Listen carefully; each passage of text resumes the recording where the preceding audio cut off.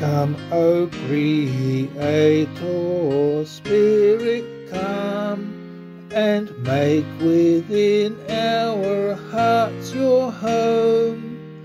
To us your grace eternal give, who of your breathing move and live.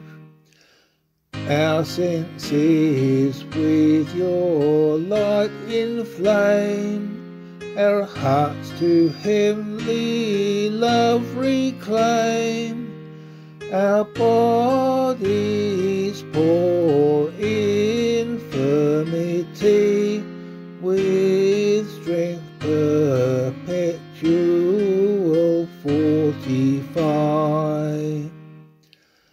Our earthly foe afar repel, grant us henceforth in peace to dwell, and so to us with you for guide, no ill shall come, no harm betide.